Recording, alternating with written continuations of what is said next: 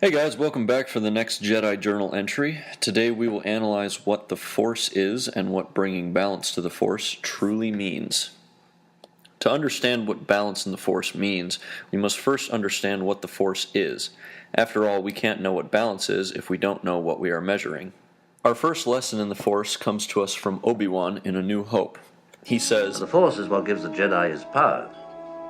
It's an energy field created by all living things. It surrounds us, penetrates us, it binds the galaxy together." It's quite simple, but let's break it down real quick. It's a power source for the Jedi, or a power that they use. While Force sensitivity is required to become a Jedi, it does not belong to the Jedi. It is simply something they can tap into. And he ends by saying that it is created by all living things, and that it flows through all living things. During a training session with Luke on the Millennium Falcon, he says a Jedi can feel the Force flowing through him, and that it can control your actions as well as obey your commands. What we see of the Force in the original trilogy is very rudimentary. The Force itself comes across as a subtle power that can be effectively wielded instead of a big bag of superhero superpowers. It gives those who are able to manipulate it powers of intuition, clairvoyance, the ability to influence the minds of others, and telekinesis. In Empire Strikes Back, we, along with Luke, get a little more information on the Force and what it is from the ex-Grand Master of the Jedi Order, Yoda. He tells Luke that, like every other Jedi, the Force is his ally. Life creates it, makes it grow. This is a repetition of what Obi-Wan previously told us, and so is the next part, but with a new spin. Its energy surrounds us and binds us. Luminous beings are we, not this crude matter. This, of course, feeds back into what we previously knew, that it is created and sustained by every living thing. Yoda implies here that there is more of a spiritual essence behind the Force, and that not only does it flow through everything, but is also part of all of us. We also learn in this movie, and in Return of the Jedi, about the nature of the dark side. Obi-Wan has only mentioned it in passing to Luke in A New Hope when he was talking to Vader, but in 5 and 6 we get a better picture of what it is. Yoda warns Luke in Training, "Beware of the dark side. Anger, fear, aggression. The dark side of the Force are they. Easily they flow, quick to join you in a fight. If once you start down the dark path, forever will it dominate your destiny. Consume you it will." The dark side, as Yoda tells us, comes from negative emotions, and that if you have not trained and gained the mental, physical, or spiritual discipline, it will be very hard for you to resist. Not only that, but the dark side itself has an addictive quality to it that keeps you coming back for more, and makes it harder to resist its temptation the more you use it. Yoda also tells Luke that the dark side isn't stronger, and I will get into that in one of the next videos I put out, but this one might be a bit long by the time it's done, so I will save it for later and try to stay on point. As we get into the Prequel Trilogy, we come across the dreaded Midichlorian dilemma. I personally look at this as similar to the anime Dragon Ball Z, when the Saiyan saga introduced scouters to quantify people's power levels. I like to think that this was George Lucas's way of quantifying Anakin's strength in the Force. I'm one of those who thinks it would be better if it weren't in there, and if they had simply wrote a line about sensing how much Force was flowing through Anakin, maybe something like, "He's a child and I can feel twice as much power flowing through him as Master Yoda." You know, something simple like that.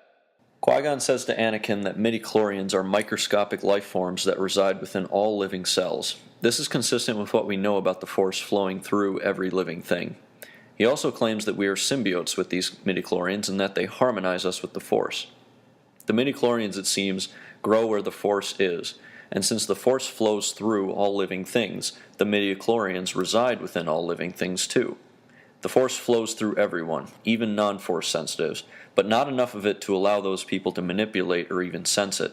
Where more of the Force flows through individuals, they will have a stronger connection to the Force, and since there is more of the Force flowing through them at any given point in time, more midichlorians will congregate in their body.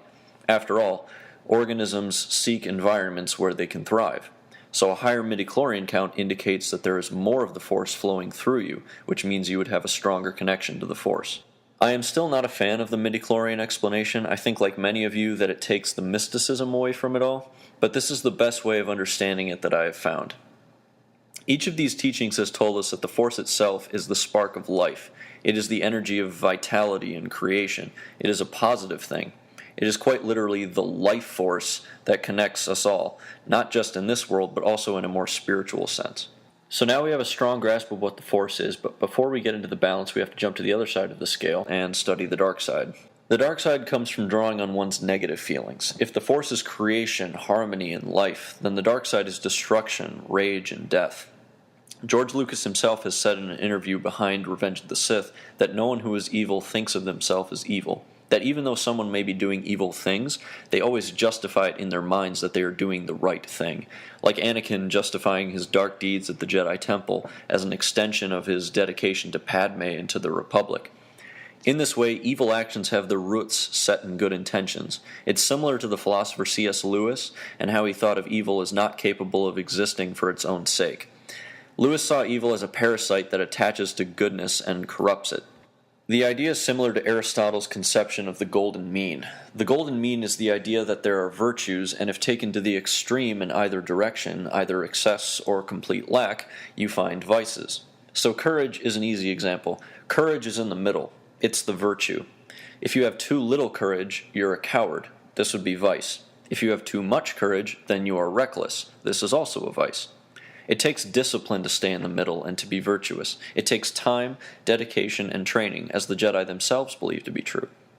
This is also a reason why Jedi start training Force sensitives from such a young age.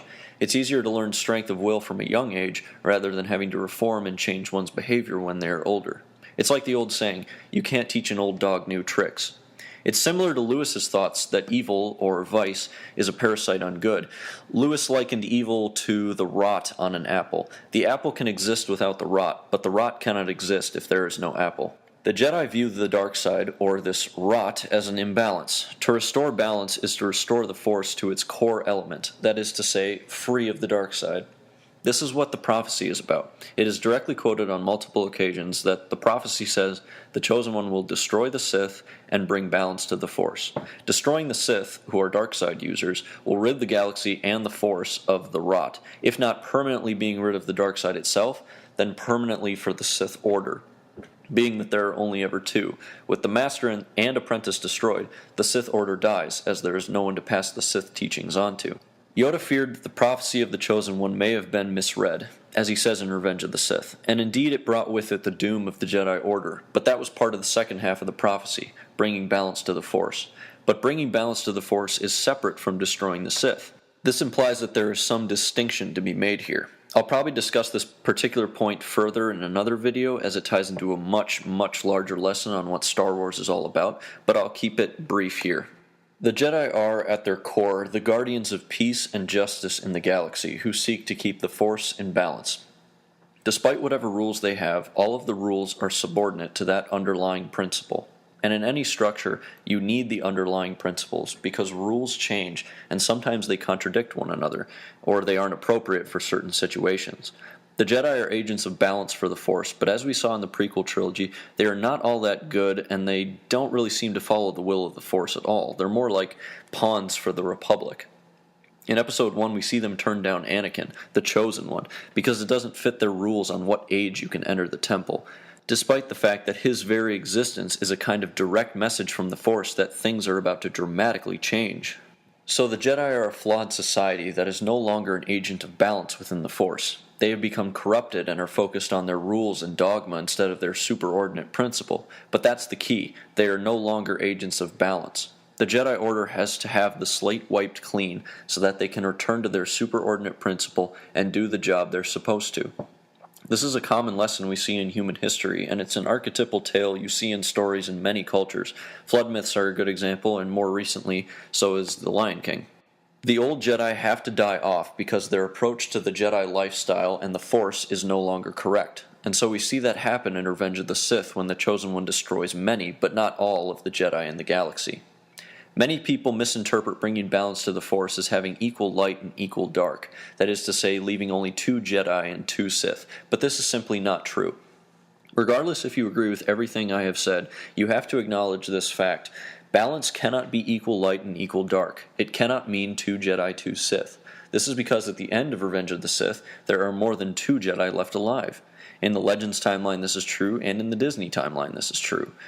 So it cannot be 2 Jedi, 2 Sith. It is simply incorrect, and thus balance is not equal light, equal dark. Balance in the Force comes from elimination of the dark side, getting rid of the rot on the otherwise wholesome fruit that is the Force. In Return of the Jedi, Obi-Wan has been dead for about 4 years, and Yoda is dying too. He says to Luke that, When gone am I, the last of the Jedi will you be? all of the Jedi of the prequel era are dead at the moment. Kenobi and Yoda have handed off the superordinate principle of the Jedi to Luke, but they haven't given him all of their rules and regulations like they had in the prequel era that corrupted the Jedi away from their true purpose. But as fate would have it, Yoda is not actually the last prequel era Jedi. Anakin is. But he's technically dead because the Sith Lord Vader is the one in charge. The first part of the prophecy, destroying the Sith, is fulfilled after Anakin destroys the last 2 Sith, both Vader and then the Emperor immediately after. Vader's death was not a physical one per se, but seeing his son get electrocuted by Sidious brought Anakin's identity out from inside, and Vader's identity was erased, so his death was more of a psychological one. And while eliminating the Sith caused an elimination of the dark side, the balance has not been fully achieved. The flawed Jedi of the prequel era have to have the slate wiped clean, and now with the death of Vader, Anakin has been brought back to life. But Anakin dies of his injuries in his son's arms, and with his death is the death of the last Jedi from the flawed Order. Now the Sith have been destroyed, and the Jedi Order has been restored, with the superordinate principle handed to the new hope, Luke. And it is done so without all the rules and regulations that led them astray, so Luke can pass on what he has learned and restore the Jedi to their original, true purpose. The Sith have been destroyed, the dark side has been eliminated, and the Jedi restored to their true form. Balance has been brought to the Force. The Jedi are the good guys. They were simply flawed. They had lost their path and needed to be guided back to it, rather like a phoenix that gets old and bursts into flame, only to rise from the ashes as a newborn. People get confused by thinking balance means 2 Jedi, 2 Sith, because they look for the fulfillment of the prophecy at the end of Revenge of the Sith, as opposed to Return of the Jedi. This might be because they see the original trilogy and the prequel trilogy as 2 separate stories, when in reality they are both one story. It's rather like 6 chapters in a single book, not 6 individual books. And that's the way George Lucas wanted it to be viewed, as one complete story.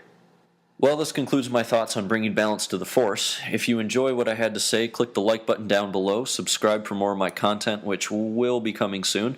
If you want to receive notifications of when that will be, hit the little bell icon down below as well so you won't miss the next one. Thanks for sticking around, and I'll see you all next time. May the Force be with you.